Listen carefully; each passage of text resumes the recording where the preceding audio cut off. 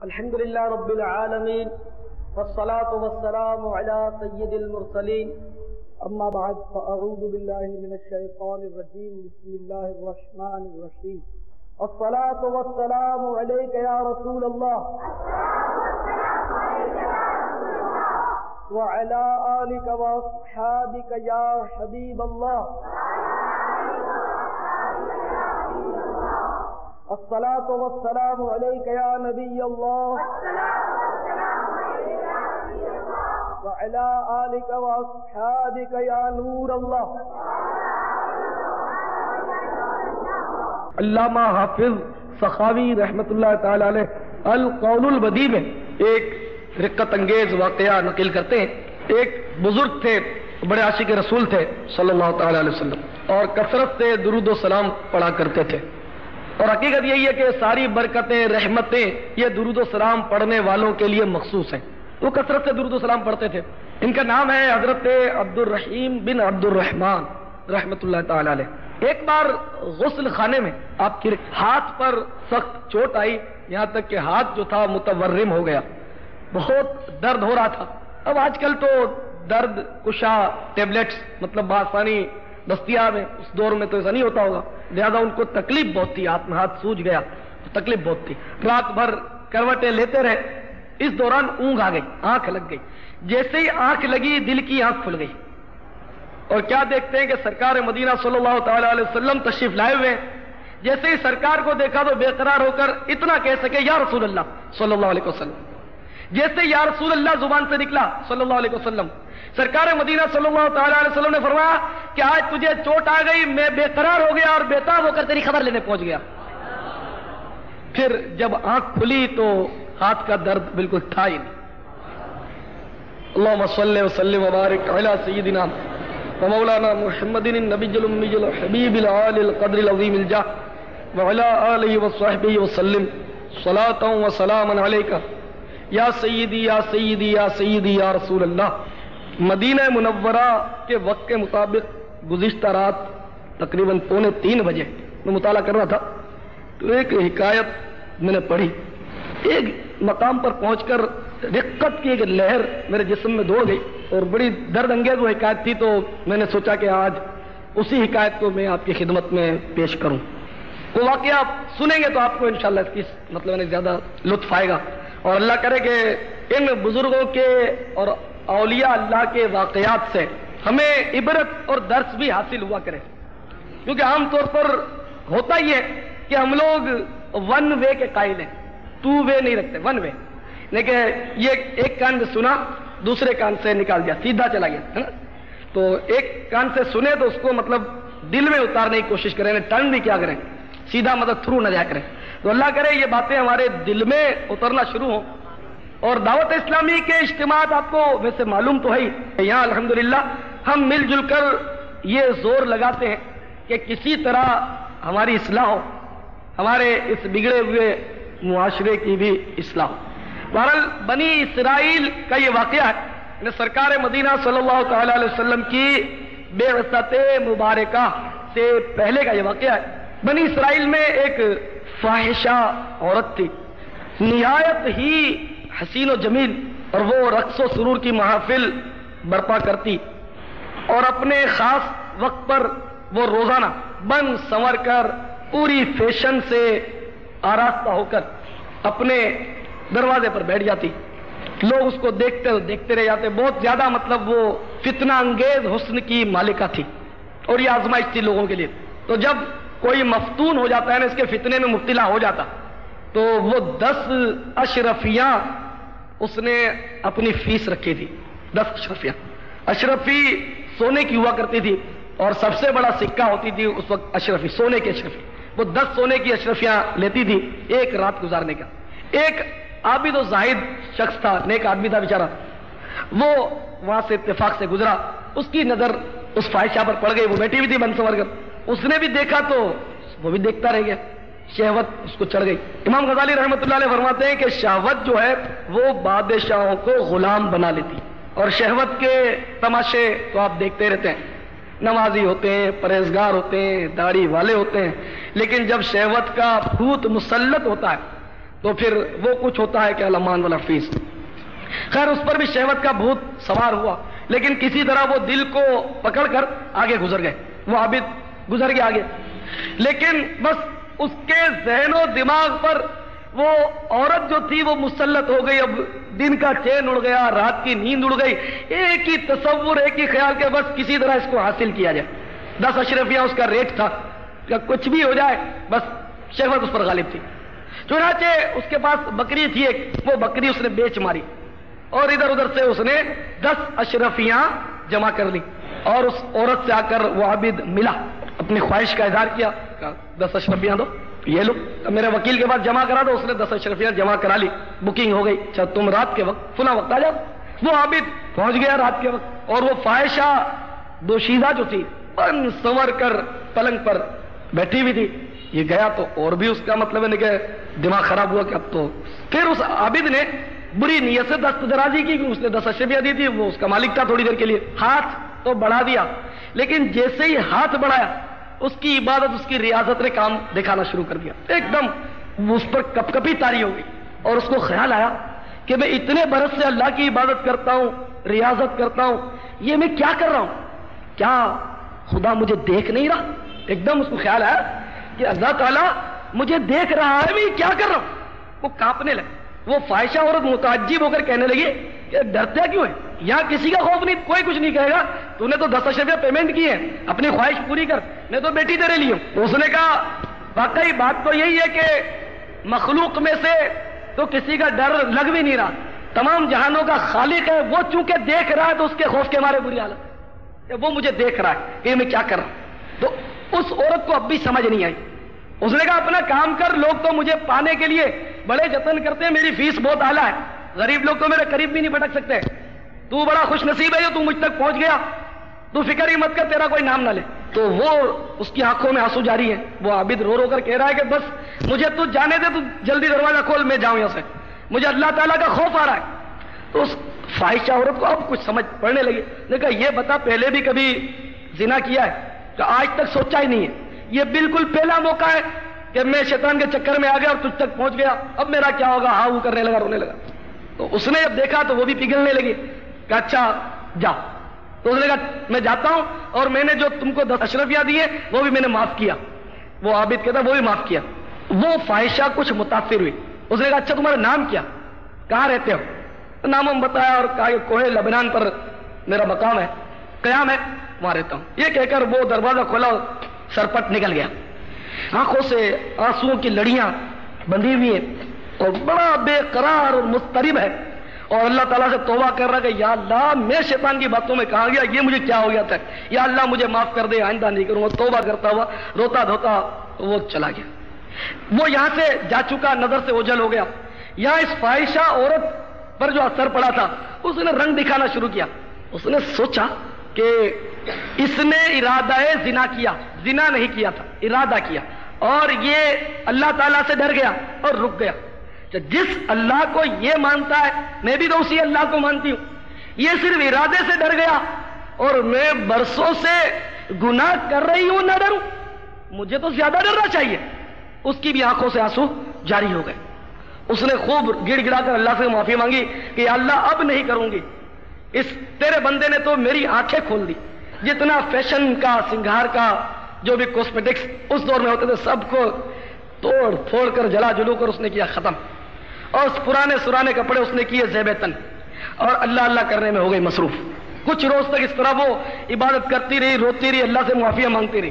پھر اسے خیال آیا کہ وہ شخص جس نے میری تقدیر میں انقلاب برپا کیا ہے، کیوں نہ میں اسی سے رابطہ کروں، اور اگر وہ راضی ہو تو اس سے شادی کر لوں، کیونکہ اس سے بہتر مجھے کوئی شخص تو مل نہیں سکتا کہ اسی نے میری زندگی کو بدلا ہے.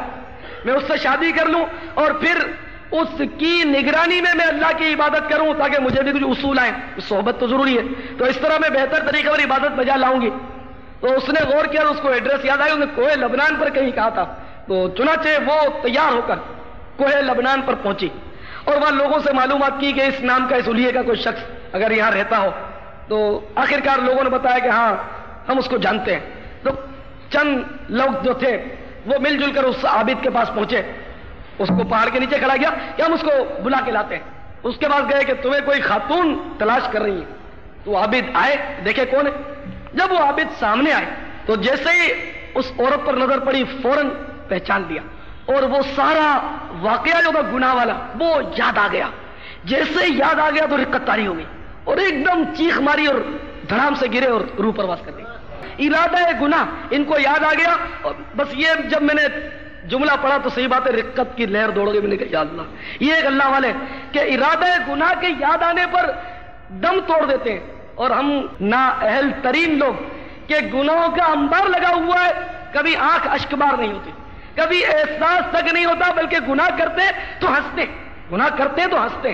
آپ داڑھی کیوں مڈاتے ہیں تو وہ کھی کر کے کہتے ہیں کہ صاحب وہ کیا کریں, معاشرہ اور فلاں اور یہ. ارے کم از کم اتنی تو غیرت اپنے مطلب دل میں رکھو کہ پیارے آقا صلی اللہ تعالی علیہ وسلم کی محبت کی نشانی کو مونڈ مونڈ کر گندی نالیوں میں بہانے میں تو شرم نہیں آتی. کم از کم اب تو مت ہنسو, ندامت تو کرو اس فعل پر. جب کوئی گناہ یاد دلائے اس وقت تو ندامت ضروری ہے, شرم سے آدمی نگاہ جھکائے. ورنہ یاد رکھیے حدیث پاک میں ہے, جو ہنستے ہنستے گناہ کرے گا وہ روتے روتے جہنم میں داخل کیا جائے گا. تو اللہ تعالیٰ سے ہم پناہ مانگتے ہیں. بہرحال اس عابد کو اپنا ارادہ گناہ یاد آیا, اس نے چیخ ماری اور دم توڑ دیا. اس عورت کو بڑا رنج ہوا, اس نے لوگوں کو کیفیت بتائی کہ ایسی سی بات تھی, اور میں تو آئی تھی کہ اس کی صحبت میں رہ کر کچھ سیکھوں, اور یہ راضی ہو تو میں نکاح کروں. اب مجھے اس کے رشتہ داروں سے ملاؤ کہ کچھ نہ کوئی رشتہ داروں میں بھی تو اثر ہوگا اس کا. تو پھر لوگوں نے کہا کہ ایک اس کا بھائی ہے بالکل کنگال, اس کے پاس کوئی پیسہ ویسا نہیں ہے, کم اسی سے میری بات چیت کرا دو, میں اس سے مطلب ہے کہ نکاح کر لوں گی. چنانچہ وہ بھی تیار ہو گیا اور ان دونوں کا نکاح ہو گیا. اور لکھا ہے کہ اس نیک عورت پہلے بہت گناہ گار تھی لیکن پھر تو عابدہ زاہدہ بن گئی. اس نیک عورت سے 70 لڑکے پیدا ہوئے, 70, اور 70 کے 70 اولیاء اللہ ہوئے, سب ولی اللہ. اللہ کی شان تھی. کہاں یہ طوائف اور فاحشہ اور بازاری عورت, اور کہاں ایک ولی کی نظر اس پر پڑ گئی, اور ولی کی نظر کیمیا اثر نے اس کی کیا پلٹ دی, اس کی نسلوں کو پلٹ دیا. نگاہ ولی میں یہ تاثیر دیکھی, بدلتی ہزاروں کی تقدیر دیکھی. تو میرے پیارے اسلامی بھائیوں, ہمارے اسلاف میں آپ نے دیکھا پچھلے لوگوں میں کتنا خوف ہوتا تھا, اور وہ عورت جب سنگار کر کے بیٹھتی تھی لوگ اس پر فریفتہ ہوتے تھے. تو اس کا مطلب ہے کہ پہلے اتنی فیشن نہیں ہوتی ہوگی, اکا دکا کوئی فیشن کرتی ہوگی, جیسے آج کل بھی دیہاتوں میں, اور یہ بے پردگی نہیں ہوتی.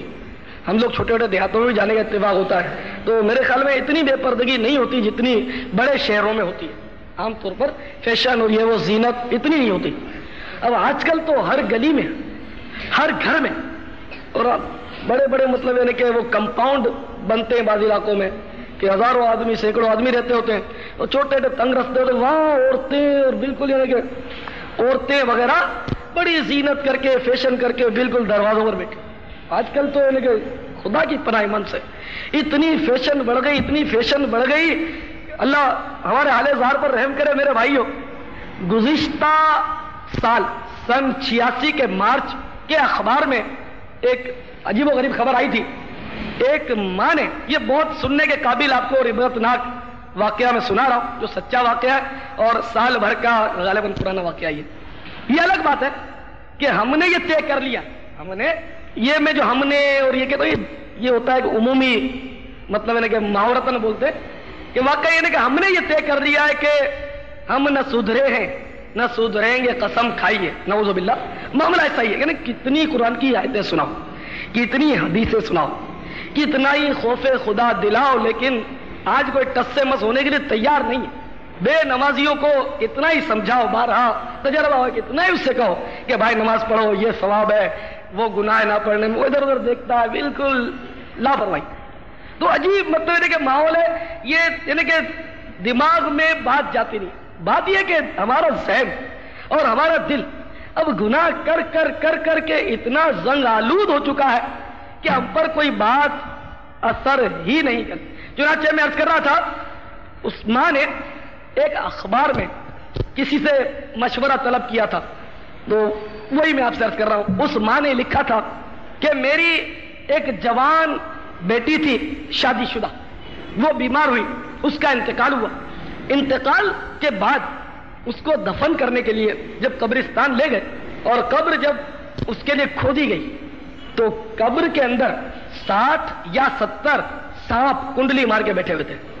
لوگ بڑے پریشان ہوئے، دوسری جگہ قبر کھودی، وہی سانپ تھے۔ تیسری جگہ قبر کھود نکالی، وہاں بھی وہی سانپ تھے، وہی 60-70 سانپ کنڈلی مار کے بیٹھے۔ ناچار جو تو اب کیا ہوا ہوگا تو اللہ بہتر جانے اس وقت کیفیت لوگوں کی، جو تو لوگوں نے یا کسی نے مشورہ دیا ہوگا کہ یہ اس کا عذاب ہے، جو بھی ہو، تو جو تو اس لڑکی کو، اس لاش کو، میری بیٹی کو لوگوں نے سانپوں کے اوپر ڈال دیا اور بھاگ کھڑے ہوئے۔ اور جو گور کن ہوتے ہیں مزدور وغیرہ، وہ جو تو مٹی وٹی لیپ تھوپ کے وہ بھی فرار ہو گئے۔ وہ اتنے خوفزدہ تھے وہ گور کن، انہوں نے لوگوں کو بتایا کہ ہم نے آج تک کبھی ایسا منظر نہیں دیکھا۔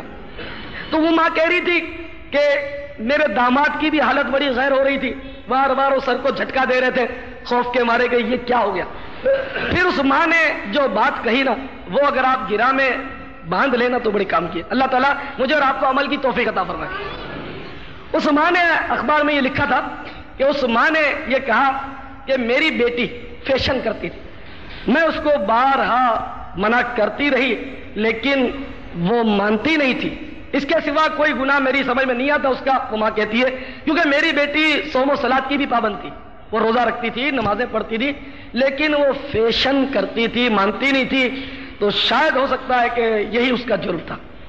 تو اخبار میں جواب دیا اس نے، جواب شاید ادھورا تھا وہ، بہرحال وہ جواب اس نے اپنی مرضی سے دیا۔ اس نے اس طرح کا جواب دیا کہ محترمہ، آپ کی بیٹی کے اس پیچیدہ معاملے کا حل آپ کے اپنے ہاتھ میں، اس طرح کا گول مٹول جواب دیا۔ شاید وہ کہنا یہ چاہتا تھا اخبار والا کہ تم اپنی بیٹی کو سچے دل سے معاف کر دو کہ وہ تمہاری بات نہیں مانتی تھی اور فیشن کرتی تھی، تو شاید عذاب دور ہو جائے، یا تم ماں اور ماں کی دعا اولاد کے حق میں قبول ہوتی ہے تو تم اس کے لیے دعا کرو، جو بھی اب مطلب اس نے مبہم 2-3 عبارتوں میں اس کا جواب اخبار میں دے دیا تھا۔ تو میرے پیارے صحیح بھائیوں، آپ نے دیکھا فیشن، وہ لڑکی ماں اعتراف کرتی ہے، اور یہ ماں سمجھدار تھی کہ اپنی لڑکی کو فیشن سے روکتی تھی۔ کیا اب بھی کوئی ایسی سمجھدار ماں آپ نے دیکھی ہے؟ ہوگی، وہ بھی مطلب اسی معاشرے کی عورت ہے اور نام بھی ظاہر مسلمانوں والا ہے۔ تو یہ کہ ایسی خواتین تو بہت کم ہوں گی جو پردے کی تلقین اپنی بیٹیوں کو کرتی ہوں گی، ورنہ توبہ آج کل اور ماں باپ کے مظالم خصوصاً دین کے معاملے میں اپنی اولاد پر انہیں یقین مانے میرا یہ معمول بن گیا۔ مجھے آتے ہی رہتے ہیں بیچارے ہمارے دیوانے اور بتاتے رہتے ہیں، میرا دل لیکن یوں سمجھے کہ ایک طرح سے خون روتا ہے بالکل، ان کی جب سنتا ہوں تو میں سیریس ہو جاتا ہوں، بس مجھے سمجھ نہیں آتی کہ میں کیا حل کروں۔ مثلا کوئی آتا ہے، ایک لڑکا بیچارہ بیچ میں آیا، مجھے بڑا رحم آیا، میں کیا اس کی مدد کر سکتا ہوں؟ وہ کہہ رہا تھا کہ جب بھی میں کہتا ہوں کہ میں دعوت اسلامی کے اجتماع میں جاؤں گا تو مجھے میرے ماں باپ اتنا مارتے کہ نشان پڑ جاتے ہیں، مارتے ہیں، نہیں ہم ملا نہیں بننے دیں گے۔ ایسے ایسے بیچارے آتے ہیں، وہ کہتے ہیں کہ ہمارے امامے پھاڑ دیتے ہیں، ہمارے امامے جلا دیتے ہیں، ہمارے سنت کے مطابق کپڑے سلواؤ تو وہ پھاڑ دیتے ہیں۔ اجتماع میں تو کئی ایسے لڑکے ہیں جو بولتے ہیں کہ ہم کو آنے نہیں دیتے، گھر بند کر دیتے ہیں، نکلنے نہیں دیتے اور بہت تنگ کرتے ہیں۔ ایک بیچارہ بدین سے ہمارا دیوانہ آیا ہوا، وہ بیٹھا ہوگا، اس نے عجیب بات بتائی، 2-1 لڑکوں کو پچھلے چند جمعرات پہلے وہ لایا تھا اجتماع میں، تو ایک کو جس کو لایا تھا نوجوان لڑکا تھا، اس نے بیچارے نے کہا میں داڑھی بھی رکھوں گا، سب کچھ کروں گا اور میں درس بھی دوں گا بدین میں جا کر۔ اس کی ماں کو پتا چل گیا، تو اس کو میں نے پوچھا اس کا کیا حال ہے، اس نے بتایا کہ اس کی ماں کو پتا چل گیا کہ وہ میری دوستی کی وجہ سے وہ داڑھی اور یہ سب درس اور تیاری ہو گئی ہے، تو اس کی ماں نے وہ اتنی سختی کی اور اس سے قسم لی کہ اس سے تو دوستی چھوڑ دے، خبردار اگر تو اس سے ملا ہے، خبردار تو نے داڑھی رکھی ہے، خبردار اگر تو نے درس دیا ہے مسجد میں، خبردار اگر تو دعوت اسلامی کے ماحول میں گیا تھا۔ اس کو ہٹا دیا، اب نمازیں وغیرہ سب گول۔ تو میں سوچتا ہوں کہ اگر اسلام سے اتنی ہی نفرت ہے، لیکن نماز سے روکنا، مسجدوں سے روکنا، ان اجتماعات سے اس لیے روکنا کہ بچہ دیندار بن جائے گا، چلو اس اجتماع میں مت جاؤ، فلاں بزرگ کی صحبت میں رہو اور وہاں سنتیں سیکھو، یہ تو بات سمجھ میں آتی ہے کہ چلو اس اجتماع سے یوں ہی روکتے ہیں کہ دور پڑتا ہے وغیرہ، لیکن اس اجتماع سے اس لیے روکنا کہ اس اجتماع میں اگر جائے گا تو داڑھی رکھ لے گا، امامہ باندھ لے گا، رات کو اٹھ کر تہجد پڑھنے لگے گا، درود شریف پڑھنا شروع کر دے گا، اللہ اللہ کرنا شروع کر دے گا، پاگل ہو جائے گا۔ عام تاثر یہ کہ لوگ مطلب کہ پاگل ہو جاتے، یہ اللہ اللہ کرتے ہیں پاگل ہو جاتے. ارے یہ جتنا پاگل خانہ ہے یا جتنے بھی یہاں مینٹل ہاسپٹل ہیں جن میں مطلب یعنی کہ داخل ہوتے ہیں، جتنے روڈوں پر پتھرے مارتے ہیں پاگل لوگ، تو کیا وہ اللہ اللہ کر کے پاگل ہوئے تھے؟ تو یعنی کہ عجیب و غریب لوگوں کا ذہن بنا ہوا. بلکہ میں کہتا ہوں کہ اگر اللہ کے نام سے کسی پر رقت طاری ہو گئی، بے ہوش ہو گیا، خدا کی قسم اس کی تو سعادت مندی ہے. جیسے کہ ایک بزرگ کا واقعہ میں نے کتاب میں پڑھا، حضرت عبد الوہاب شورانی رحمت اللہ نے نقل کیا ہے. حسن بن صالح رضی اللہ تعالیٰ عنہ بزرگ تھے، حسن بن صالح، وہ مینارے پر چڑھے اذان دینے کے لیے، اللہ اکبر اللہ اکبر، پھر جب اشہد ان لا الہ الا اللہ کہتے ہی ایک دم رقت طاری ہوئی، دھڑام سے گرے بے ہوش. یعنی میں گواہی دیتا ہوں کہ اللہ کے سوا کوئی معبود نہیں، اشہد ان لا الہ الا اللہ، میں گواہی دیتا ہوں کہ اللہ کے سوا کوئی معبود نہیں، بس یہ گواہی دیتا ہوں اللہ کے سوا کوئی معبود نہیں. تو ایک دم رقت طاری ہوئی، گرے اور بے ہوش ہو گئے. یہاں تک کہ لوگ اٹھا کر ان کو مینارے سے لے آئے اور ان کے بھائی نے بھی اذان دی اور امامت کے فرائض انجام دیے. پرانے بزرگ تھے. تو اب کیا دین چھوڑ دینا چاہیے کہ اللہ کا نام لیا بے ہوش ہو گئے؟ وہ لکھا ہے وہ امام عبد الوہاب شورانی رحمۃ اللہ علیہ نے تنبیہ المغترین میں کہ وہ جب تک نماز ہوتی رہی وہ بے ہوش ہی پڑے رہے، بے ہوش پڑے رہے، ہوش. اور جب کسی کو ہوش نہ رہے تو قلم اٹھ جاتا ہے. شریعت کا وہ مکلف نہیں رہتا، ہوش نہیں ہے تو اس کا کیا علاج؟ اور آپ تو فجر کے ٹائم پر ایسے بے ہوش ہوتے ہیں کہ جتنا بھی جھنجھوڑو آپ کی آنکھ نہیں کھلتی اور آپ کی فجر بستر میں گول ہو جاتی ہے. حالانکہ یہ تو جرم ہے، کوشش کرنی چاہیے پوری کہ آپ فجر کے لیے اٹھ کر مسجد میں پہنچے نماز کے لیے. تو جب آپ کو اپنے اوپر اعتراض نہیں، لیکن یہاں اگر کوئی اللہ اللہ اور مدینہ مدینہ کر کے بے ہوش ہو گیا تو اس پر آپ سارے مطلب کہ برس پڑتے ہیں کہ یہ کیسا دیوانہ ہے نا. تو اس لیے اللہ تعالیٰ عقل سلیم عطا فرمائے اور ہمارے اعلی ذات پر رحم فرمائے.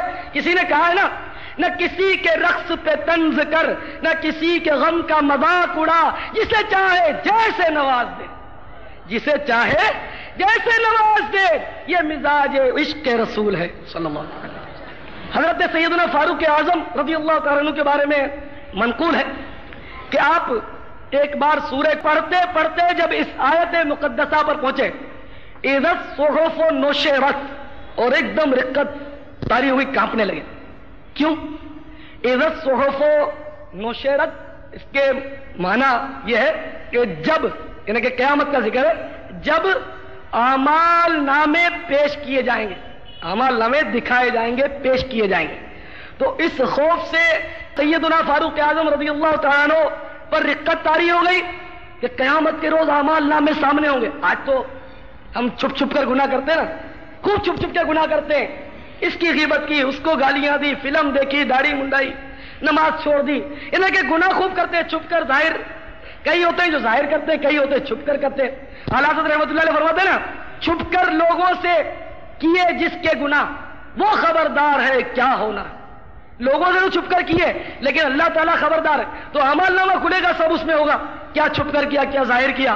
تو فاروق اعظم رضی اللہ تعالیٰ عنہ کے تو گناہ کیا تھے، وہ بخشے بخشائے، لیکن پھر بھی رقت طاری ہو گئی، غش کھا کر گر گئے اور دیر تک تڑپتے رہے، پھڑکتے رہے اللہ کے خوف سے. تو انہوں نے تو قرآن شریف کی تلاوت نہیں چھوڑی، رسول اللہ صلی اللہ علیہ وسلم کی محفلیں نہیں چھوڑی کہ صاحب یہاں تو رقت طاری ہوتی ہے. یہاں اجتماع میں کئی لوگ اس لیے نہیں ہے تو مجھے سے ٹکرے کہ تمہارے اجتماع میں ہم نہیں آتے، تم ایسی دعا مانگتے ہو اور ایسی ایسی باتیں کرتے ہو کہ کئی کئی دن تک ہمارا ذہن معاف ہو جاتا ہے. بس خوف سے ہم لوگ مطلب بے چین رہتے، ہم کو کسی کام میں چین نہیں پڑتا، دنیا میں دن نہیں لگتا، ہم نہیں آتے. میں تو کہتا ہوں اللہ کرے کہ ایسا دل ہمیں ملے کہ واقعی ہمیں اللہ کے خوف سے چین ہی نہ آئے. اللہ کرے ایسا ہو جائے، اللہ کرے دنیا کی رنگینیوں سے دل ٹوٹ ہی جائے. نیک لوگوں کا یہ اجتماع ہوتا ہے تو ظاہر ہے کہ جب نیک لوگوں کا اجتماع ہوگا تو اس میں تو اثر ہوتا ہے. ایک بار سرکار مدینہ صلی اللہ تعالی علیہ وسلم نے ایک آیت کریمہ تلاوت کی. اس کا ترجمہ ہے، ہمارے پاس بیڑیاں جہنم ہے اور ہمارے پاس اٹکنے والا کھانا. دوزخ کی اس میں کیفیت بیان کی گئی ہے کہ دوزخ میں وہ ہے کڑیاں، ہاتھوں میں ڈالنے والی بیڑیاں اور اٹکنے والا کھانا دیا جائے. تو یہ کیفیت اس آیت میں تھی. تو سرکار یہ آیت تلاوت کر رہے تھے، ایک صحابی حمران بن اعین رضی اللہ تعالیٰ عنہ وہ موجود تھے، بڑے دیوانے تھے. جب ان کے کان میں یہ آواز پڑی، یہ آیت کریمہ، تو وہ عربی دان تھے، وہ حضرات تو عربی پوری سمجھتے تھے، ہم لوگ تو نہیں جانتے. تو جیسے یہ آواز کان میں پڑی کہ جہنم میں بیڑیاں ہیں، اٹکنے والا کھانا ہے، تو اللہ کے خوف سے ایک دم ان پر رقت طاری ہوئی، کھڑے ہوئے تھے اور دھڑام سے گرے اور ان کی روح کف سے انصری سے پرواز کر گئی۔ اگر اس اجتماع میں کبھی سرکار کا ایسا کرم ہو جائے اور کسی خوش نصیب کا مدینہ مدینہ کرتے ہوئے روتے روتے دم ٹوٹ جائے، اللہ کرے میرے ساتھ ایسا ہو، آپ کے ساتھ نہ ہو، آپ لوگوں کے ساتھ ایسا ہو گیا تو آپ کے ماں باپ پیرا لگا دیں گے، مجھے بند کروا دیں گے، یہ جادو وادو کرتے ہیں کیا ہے کہ ہمارا بندہ مر گیا، تو اللہ کرے میرے ساتھ ایسا ہو جائے آپ کے عشق میں، اے کاش کے روتے روتے یہ نکل جائے میری جان مدینے والے۔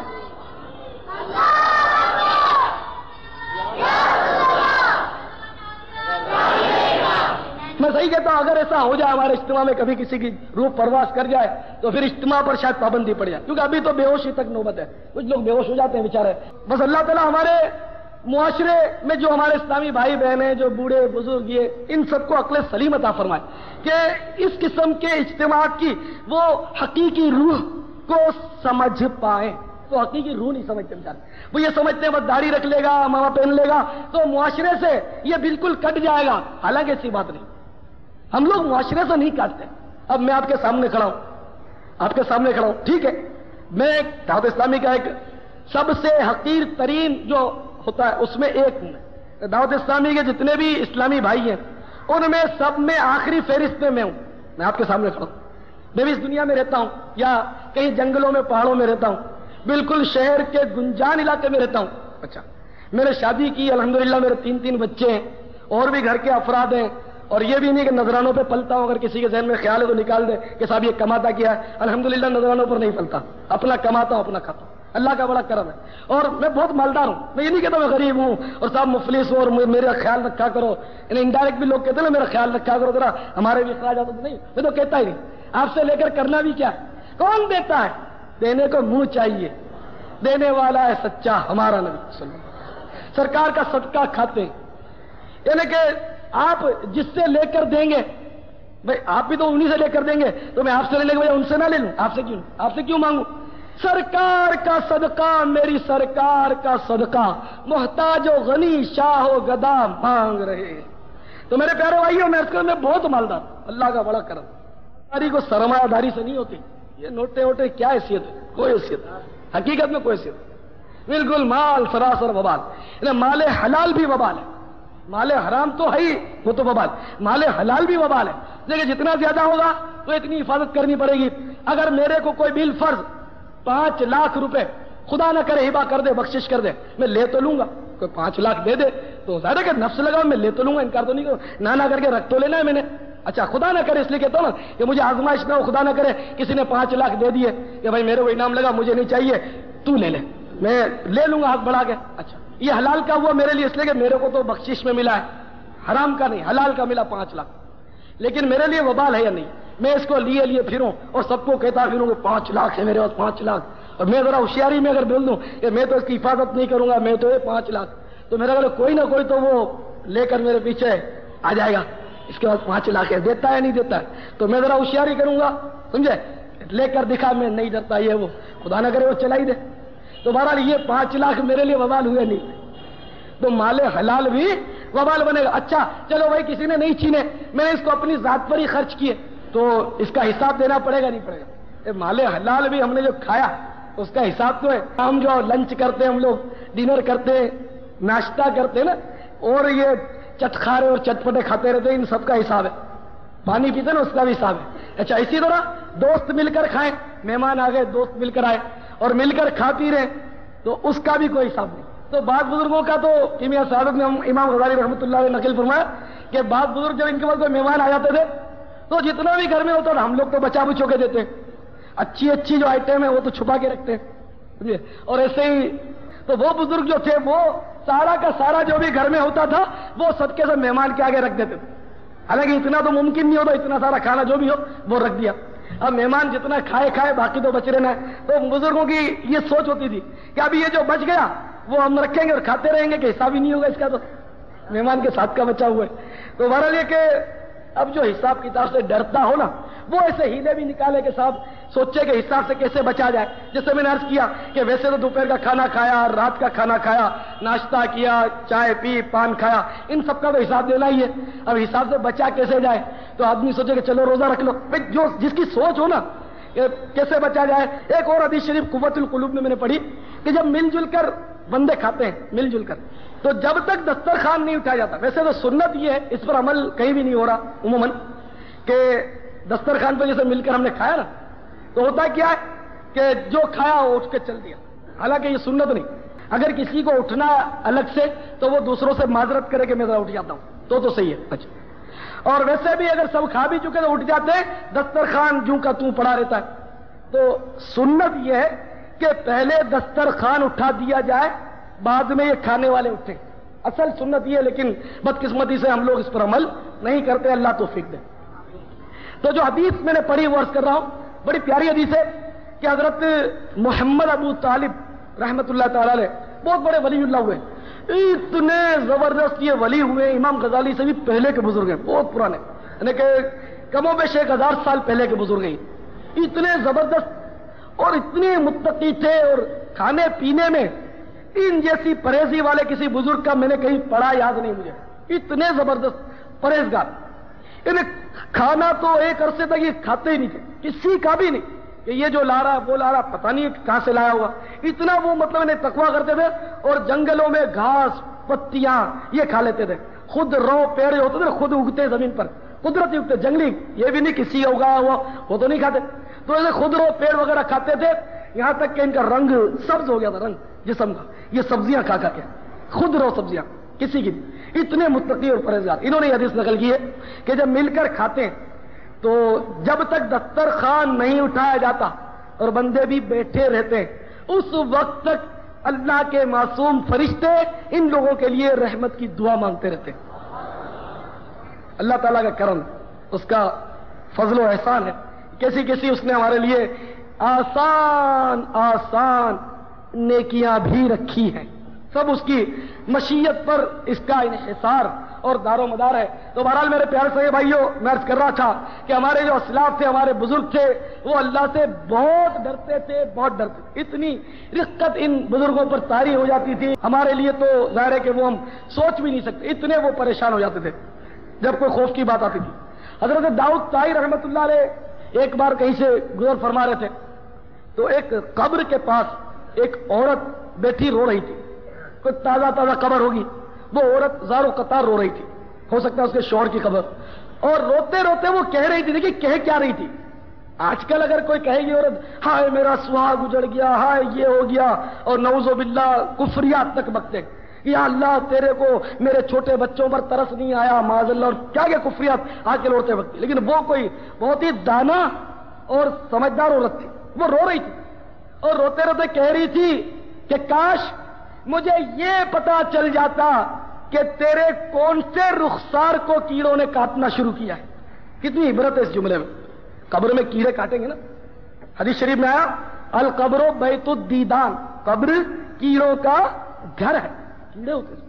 اور ایک حدیث میں نے پڑھا کہ قبر کا کیڑا اتنا خوفناک ہوتا ہے کہ جبل ابو قبیس پر اگر وہ ڈنک مار دے، جبل ابو قبیس یعنی حرم شریف کے بالکل باہر یہ پہاڑ واقع ہے. الحمدللہ میں نے اس کی زیارت کی ہے، اور اسی پہاڑ پر کہا جاتا ہے کہ ہمارے آقا مولا صلی اللہ تعالی علیہ وسلم نے انگلی اٹھا کر چاند کے 2 ٹکڑے کیے تھے. تو وہ جبل ابو قبیس بہت بڑا پہاڑ. حدیث شریف میں آیا کہ قبر کا کیڑا جبل ابو قبیس کو ڈنک مار دے، جبل ابو قبیس کو ڈنک مار دے تو وہ پہاڑ جل کر خاک کا ڈھیر ہو جائے. وہ اتنا خطرناک. تو وہ عورت جس کو خوف ہے خدا کا، عذاب قبر کا ڈر ہے. ہماری عورتوں کو، ہمارے باپ کو، ہمارے بیٹوں کو یہ نہیں ہوتا. جب کوئی بندہ مر جاتا ہے تو خوب روتے دھوتے مچلتے، ڈرامہ بھی کرتے، کئی لوگ عورتیں خاص کر غم نہیں ہوتا اتنا. لیکن عورتیں آتی ہیں دکھانے کے لیے، ورنہ بولیں گی اس کو تو منہ کو رنجی نہیں، روتی نہیں، تو وہ بھی ہاں پھو پھو پھو کر کے وہ شروع ہو جائے گی. اور دل میں تو یہ ساری مطلب ہے کہ صحیح ٹیکنیک ہوتی ہے. تو میت ہو جاتا ہے اس پر چلا کر رونا نہیں چاہیے، صرف آنسو بہے تو کوئی مذاکرہ بھی نہیں. تو بڑا یہ کہ ہمارا یہ رونا اور دھونا یہ سب نفسیاتی ہوتا ہے. قبر کا برزخ کا کوئی احساس نہیں ہوتا کہ اس کے ساتھ اب بیچارے کے مرنے کے ساتھ کیا ہوگا، اس غم سے بندہ روئے، یہ نہیں ہوتا آج کل. خیر تو وہ عورت رو رہی تھی اس غم سے کہ میرے اس قبر میں میرا عزیز چلا گیا. اس سے کہہ رہی کہ کاش مجھے پتا چل جاتا کہ تیرے کون سے رخسار سے کیڑوں نے کاٹنا شروع کیا.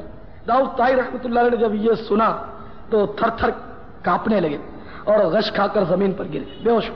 تو ان اللہ والوں کو اس قدر خوف ہوتا تھا اور ہمیں خوف آتا ہی ہمارا دل بالکل ختم. یعنی کہ خوف کا میرے پیارے صحیح بھائیوں نام و نشان بھی نہیں. پہلے اس قدر لوگوں کو خوف ہوتا تھا. مشہور واقعہ آپ نے سنا ہوگا, حضرت امام غزالی علیہ رحمۃ اللہ علی نے لکھا ہے, ایک شخص نے غلام خریدا, غلام نے کچھ شرطیں لگائیں. ان میں ایک شرط یہ بھی تھی کہ میں دن کے وقت تیری خدمت کروں گا اور رات کو میں خدمت نہیں کر سکوں گا. مالک نے کہا ٹھیک ہے. اب غلام کو لے آئے, غلام کو کمرے دکھائے کہ تو کوئی کمرہ پسند کر دے. اس نے شکستہ اور ٹوٹا پھوٹا کمرہ پسند کیا. ہم لوگ کو کتنے مکان نہ جانے دیکھ بھال کر گھوم گھام کے لیتے, پھر علاقے بھی دیکھتے ہیں کہ یار یہ علاقہ ٹھیک نہیں ہے, پھر مکان کو دیکھتے ہیں کہ ویسٹ اوپن ہے یا نہیں ہے. ویسٹ اوپن سمجھتے ہیں نا, مغربی جانب یہ ویسٹ کہلاتا ہے. یہاں اوپن یعنی مغرب کی طرف کھلا ہوا ہونا چاہیے, کیونکہ ہوا جو ہے وہ مغرب کی طرف سے آتی ہے. تو ہم ہوا کیوں مانگتے ہیں مغرب کی طرف سے؟ گرمی نہ لگے, ذرا مطلب انہیں گرمی نہ لگے اور تازگی رہے, تازہ ہوا میں ملے. اب یہ کوئی دیوانہ ہی ہے تو سوچ سکتا ہے, اپنی سوچ اسی کا. کوئی دیوانہ یوں سوچے کہ مغرب کی طرف ہم اس لیے ویسٹ اوپن لیتے ہیں کہ مغرب کی طرف سے ہوا آتی ہے تو اسی سمت میں, سمجھ گئے نا, المدینہ چلو مدینہ, اسی سمت جانا پڑتا ہے نا. تو اس سمت مدینہ بھی ہے, مکہ مکرمہ بھی ہے, مدینہ بھی اسی سمت. تو ہم اس لیے ویسٹ اوپن لیتے ہیں, مغربی جانب کھلا لیتے ہیں کہ مدینے کی ہواؤں کے مست جھونکے ہمیں آیا کریں. لیکن اب یہ سوچ کہاں, وہ کسی نے کہا نا, بیکل نے کہا یہ ہوا کے مست جھونکے جو ارم سے آ رہے ہیں, جو مدینہ ہو کے آتے تو کچھ اور بات ہوتی. تو بہرحال یہ کہ اللہ ایسی سوچ عطا فرمائے تو اچھی نیت میں ثواب زیادہ ہوگا. اگر ویسٹ اوپن اس لیے ہم نے لیا کہ ہم یہ کہ کراچی کے سمندر کی ہواؤں کی لہروں سے لطف اندوز ہوتے رہیں گے, نصیب ہمارے. اگر ویسٹ اوپن اس نیت سے لیا کہ مکہ مدینہ ایسی سمت ہے, مدینے کی میٹھی میٹھی ہواؤں سے بھی لطف اندوزی رہے گی, چلو وہ ہوا تو شاید وہاں سے گزر کرنا ہے, لیکن یہی نیت اور تصور بھی تو لطف سے خالی نہیں. یا یہ نیت کر لی کہ صاحب اذان کی آواز یہاں سے آئی, یہ نہیں. ہم بارہ یہ کہ مکان میں پوری راحتیں تلاش کرتے ہیں, لیکن اس دیوانے نے کہا, اس دیوانے نے شکستہ ٹوٹا پھوٹا کمرہ پسند کیا, اس میں رہنے لگا. رات کو وہ کام نہیں کرتا. ایک بار وہ مالک رات کو کسی کام سے نکلا ہوگا, اس کمرے سے گزرا تو حیران رہ گیا کہ اس کمرے کی چھت جو ہے وہ غائب ہے اور ایک نور کی قندیل اس پر لٹک رہی ہے, اور آسمان اس سے سر سے لے کر آسمان تک ایک نور کی چادر تنی ہوئی ہے. یہ حیران رہ گیا کہ یہ کیا ہے, اور دیکھتا رہا. اب وہ غلام جو ہے وہ مناجات کر رہا تھا, اس بے خبر تھا, اللہ کی یاد میں گم تھا اور مناجات کر رہا تھا رو رو کر, یا اللہ کاش میں دن کو بھی تیری عبادت کر سکتا, مولا مجھے معاف کر دے, تو جانتا ہے کہ دن کو میں اپنے مالک کی خدمت پر مامور ہوں, رات کو تیری بارگاہ میں حاضر ہوتا ہوں. اگر دن کو بھی میں آزاد ہوتا تو یا اللہ دن رات تیری عبادت کرتا. مالک نے سنا تو اس کی آنکھوں میں آنسو آ گئے کہ اتنا نیک اور پہنچا ہوا غلام ہے, میں پتہ نہیں تھا. رات بھر وہ دیکھتا رہا دور سے. پھر جب صبح تڑکا ہوا تو وہ نور کا قندیل ختم ہو گیا اور وہ چلا ہے. اپنی بیوی سے بات کی کہ جانتی ہے جو غلام خریدا ہے ایسی ایسی باتیں ہو تو بہت پہنچا ہوا ولی ہے. اچھا رات کو تجھے دکھاؤں گا. تو پھر رات کے وقت اندھیرا جب اچھی طرح پھیل گیا تو وہ مرد اپنی عورت کو لے کر اس غلام کے کمرے کے پاس آیا, اور میاں بیوی اب دونوں نے دیکھا کہ وہی حالت ہے, چھت کھلی ہوئی ہے اور قندیل روشن ہے اور نور کی چادر تنی ہوئی ہے. دونوں دیکھ کر روتے رہے, اور آخر کار اس غلام نے جب یہ کلمات کہے کہ یا اللہ کاش میں دن کے وقت بھی آزاد ہوتا تو رات دن تیری کھل کر عبادت کر سکتا, تو وہ سیٹھ جو تھا وہ مالک وہ آگے بڑھ گیا. اس نے اس کے کندھے پر شفقت سے ہاتھ رکھا, تو دیکھا تو ہڑبڑا کر مالک کھڑا چونک گیا. مالک روتے ہوئے کہہ رہا تھا کہ بیٹے آج سے تو آزاد ہے, اب دن رات تو جی کھول کر اللہ تعالیٰ کی عبادت کیا کر. لیکن اس غلام نے جب مالک کو دیکھا تو وہ پریشان ہو گیا کہ میرا راز جو آج تک سیغے میں تھا, آج میرا راز افشا ہو گیا, میرا راز کھل گیا. اللہ تعالیٰ کی جناب میں ہاتھ اٹھائی اور رو رو کر کہنے لگا, یا اللہ میں جو کچھ تیری بندگی کرتا تھا اب تک وہ میرے اور تیرے درمیان راز تھا مولا, اب یہ راز کھل چکا, غیر کو پتا چل گیا کہ میں تیری عبادت کرتا ہوں. اللہ اب جب غیر کو پتا چل گیا تو اب مولا مجھے زندہ رہنا منظور نہیں ہے. ایک چیخ فضا میں بلند ہوئی, اس کی پہنائیوں میں گم ہو گئی اور وہ غلام غش کھا کر گرا اور اس کی روح پرواز کر گئی. اور ہمارا معاملہ تو بالکل الٹا ہے, بالکل الٹا. ہم اگر کوئی نیکی کریں تو ہمیں انتظار رہتا ہے, انتظار, الانتظار, کہ کب پتا چلے کہ ہم نے نیکی کی ہے. مثلا میں نے حج کر لیا, ایک مثال ہے, میں نے حج کر لیا. اب لوگوں کو کیسے پتا چلے کہ میں نے حج کا کارنامہ سر انجام دیا ہے؟ جو نماز تو میں پڑھتا ہوں تو 4 آدمی دیکھتے ہیں نا, روزانہ دیکھتے ہیں کہ مسجد آستی میں چڑھا مسجد کی طرف جا رہا ہوں, یہ وضو کرتا ہوں, ذرا جھومتا جھامتا ہوا نماز پڑھتا ہوں, سب کو پتا کہ میں نمازی ہوں. لیکن میں نے حج بھی تو کیا ہے, یہ کیسے پتا چلے؟ اگر نماز کا بھی لوگوں کو پتا نہ ہوتا نا, پھر تو میں کوئی صورت کرتا کہ لوگوں کو پتا چل جائے. اب چونکہ نماز کا پتا ہے تو کہنے کی ضرورت نہیں, انڈر اسٹوڈنٹ ہے, لوگوں کو پتا ہے کہ اپن نمازی ہے, ٹھیک ہے نا. اب اپن نے حج بھی کیا ہے, اب لوگوں کو پتا کیسے چلے کہ حج کیا ہے؟ تو شیطان نے مشورہ دیا, یار گھبراتا کیوں ہے؟ تیرے اعمال کو برباد کرنے کے لیے ماں بدولت کی خدمات حاضر ہے. جب بھی تجھے کوئی نام پوچھے نا تو کہہ دیا کر, جناب آپ کا نام حاجی محمد الیاس, ماشاء اللہ حاجی صاحب ہمارے دعا کرنا. اور حاجی صاحب یوں بولتے ہیں اپن نے حج کیا ہے. میں جھوٹ نہیں بولتا, حاجی صاحب ہوں, میں ایسی بات کہہ نہیں سکتا, میں تو حافظ قرآن ہوں. اچھا حافظ صاحب, ماشاء اللہ حافظ صاحب معاف کرنا گستاخی. یعنی کہ شیطان ایسا مشیر ہے, آج تک کسی کو ایسا مشیر ملا ہی نہیں ہوگا برباد کرنے کے لیے, ایسا زبردست مشیر. کیونکہ نماز کا سب کو پتا ہے, ورنہ صحیح بات ہے اگر نماز بھی چھپ کر پڑھنا فرض ہوتی نا. حج تو اب دیکھتے ہیں غیر ملکی لوگ دیکھتے ہیں, پتہ نہیں چلتا کہ حج کے لیے وہاں تو افراتفری ہوتی ہے, کوئی نہیں جانتا کہ یہ کہاں کا ہے. یہی پتا چلتا کہ یہ پاکستانی ہے, یہ انڈونیشی ہے, یہ جاپانی, یہ فلاں ہے. یہ عام طور پہ پتا نہیں چلتا کہ یہ پاکستانی ہے, یہ اس کا نام یہ فلاں رہتا ہے. اچھا, تو حج کا پتہ نہیں چلتا تو اپنے نام کے آگے حاجی لکھنے کی, کہنے کی ہم نے رسم اپنا لی تاکہ لوگوں کو ہماری نیکی کا پتہ چلتا رہے, بیڑا غرق ہوتا رہے, چاہے شیطان تالیاں بجاتا رہے کہ حاجی صاحب کتنے بیوقوف ہیں, اپنے پکے دوست ہیں, جس کو دیکھو حاجی حاجی حج حج مبارک بورڈ لگتا ہے. آنے سے پہلے جانے سے پہلے دنادن خوب مطلب ریکارڈنگ ہوتی ہے اور شامیانے تنتے ہیں, اور حج پر جانے سے پہلے حاجی صاحب کے حج کا سارا عملیہ میٹ ہو چکا ہوتا ہے. اتنی ریاکاری اس کو شیطان کرا دیتا ہے, اور جب تک اس ماحول میں آتا نہیں حاجی صاحب کو کوئی بتاتا نہیں, اس کو پتا چلتا نہیں. بدقسمتی.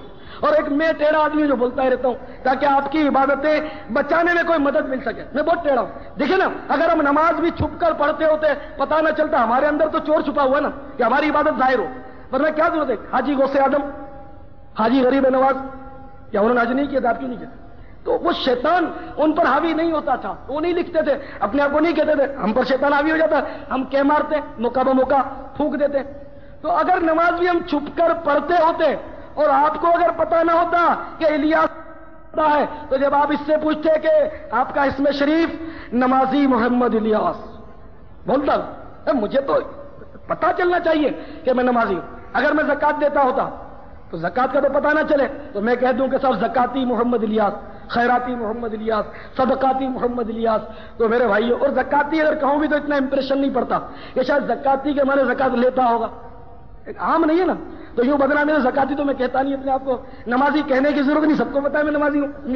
اور حج کا پتا نہیں تھا تو میں نے کہہ دیا کہ حاجی محمد الیاس. تو یہ بھائیو سمجھانے کے لیے عرض کر رہا ہوں, میں نے آپ کو یہ نہیں کہا کہ میں نے حج پڑھا یا نہیں پڑھا. اور مجھے آتا کیا ہے, ایک بزرگ آجزی بتا رہا ہوں, آجزی, وہ بزرگ اپنے دوستوں سے فرمایا کرتے میں اس قدر گناہگار ہوں, اس قدر گناہگار ہوں اور بدکار ہوں, مگر یہ پردہ میرا رکھا ہوا ہے, ورنہ اگر میری بدکاری ظاہر ہو جائے تو میری سانس سے اس قدر تعفن نکلے گناہوں کا, اس قدر بدبو نکلے کہ میرے پاس تم بیٹھ بھی نہ سکو. اس طرح مطلب انہیں آج جی. ایک بزرگ فرماتے ہیں کہ اگر میں مسجد میں ہوتا اور یہ اعلان ہوتا کہ سب سے زیادہ گناہگار ہے وہ سب سے پہلے مسجد میں سے باہر نکل جائے, تو بزرگ فرماتے سب سے پہلے تو میں ہی دوڑ لگاؤں, کوئی طاقت میں مجھ سے زیادہ اور وہ مجھے دھکیل کر باہر نکل جائے ٹھیک ہے, اور میں سب سے پہلے باہر نکل جاؤں کہ میں سب سے بڑا گناہگار اور بدکار ہوں. نہ بزرگان اس طرح عاجزی کرتے تھے. اور اگر اپن کو کہہ دے کوئی, اگر کوئی آ کر دروازے پر اعلان کر دے کہ جو اس میں سے بدکار ہے وہ نکل جائے, تو میرا خیال ایک اور بدکاری ہو جائے اس کے ٹکڑے ہو جائیں. اتنے نیک لوگ امامے والے داڑھی والے بیٹھے, تو وہ بدکار کو ڈھونڈ نہیں آیا ہے. ہماری سوچ بتا رہا ہوں اور بزرگوں کی سوچ. تو بہرحال عاجزی. حضور مفتی اعظم ہند حضرت مولانا مصطفیٰ اللہ خان علیہ رحمت الرحمان فرماتے ہیں نفس بدکار نے دل پر یہ قیامت توڑی, نفس بدکار نے دل پر یہ قیامت توڑی, عمل نیک کیا بھی تو چھپانے نہ دیا.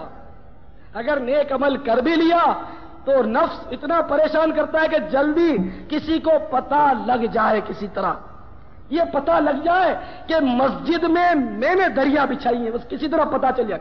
اب جب کوئی صورت نہیں رہی پتہ چلنے کی، کوئی صورت نہیں رہی، تو ایک تجویز شیطان نے ڈال دی کہ پتہ چل جائے گا، فکر ہی مت کر، تو مولانا کو کان میں جا کر بول دے کہ میرے لیے دعا کر دیں، میرا نام لے کر آپ ذرا دعا کر دیں۔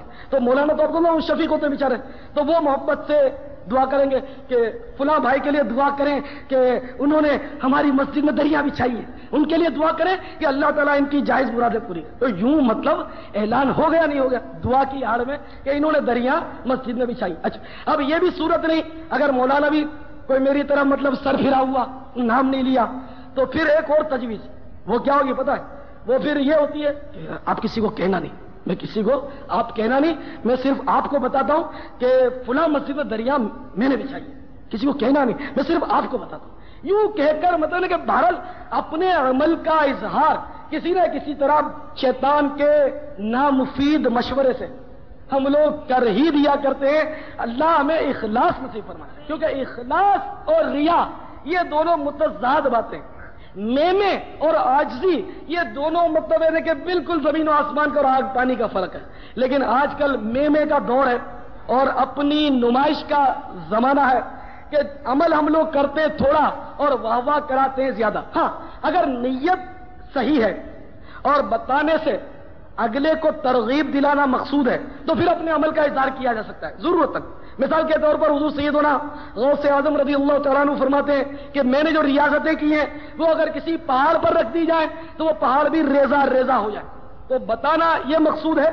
حضور غوث پاک اپنے غلاموں کو یہ تعلیم دیتے ہیں کہ اگر کچھ مرتبہ چاہتے ہو تو مٹو اور اللہ کے حضور جھکو اور اس کی عبادت کرو اور اعلیٰ مقام حاصل کرو، تو ضرورت مطلب بتاتے۔ اسی طرح سیدنا امام اہل سنت پیر و مرشد مولانا شاہ احمد رضا خان فاضل بریلوی رحمۃ اللہ تعالی علیہ کے ملفوظہ شریف میں کہ میں ہر سال سرکار مدینہ صلی اللہ تعالی علیہ وسلم کی طرف سے ایک فربا دمبے کی قربانی کرتا ہوں۔ دمبا وہ بھی فربا، تکڑا، مریل نہیں۔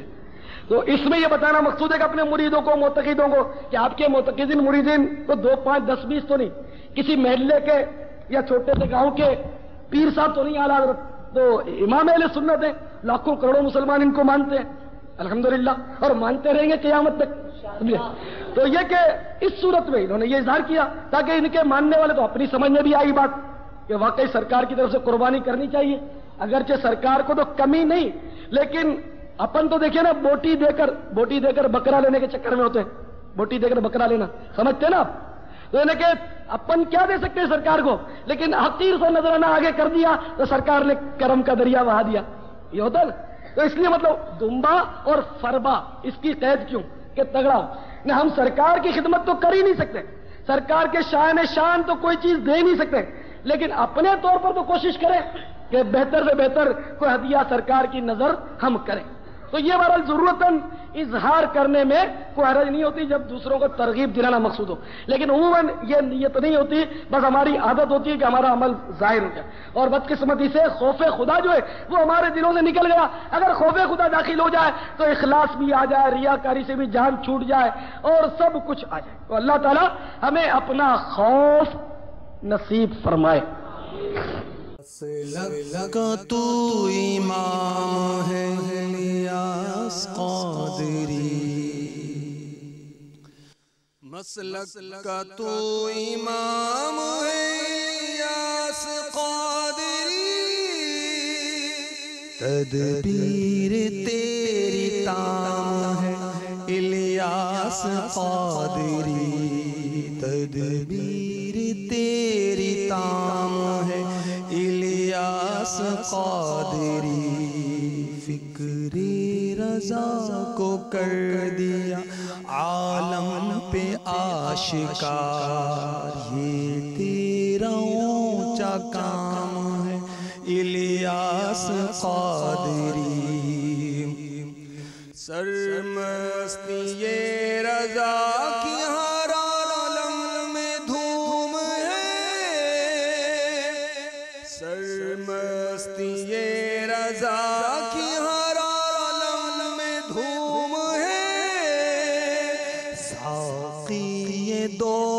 जाम है इलियास क़ादरी, मसलक का तू इमाम है इलियास क़ादरी। सल्लू अलल हबीब सल्लल्लाहु तआला अला मुहम्मद। मुझे अपनी और सारी दुनिया के लोगों की इस्लाह की कोशिश करनी है इंशाअल्लाह।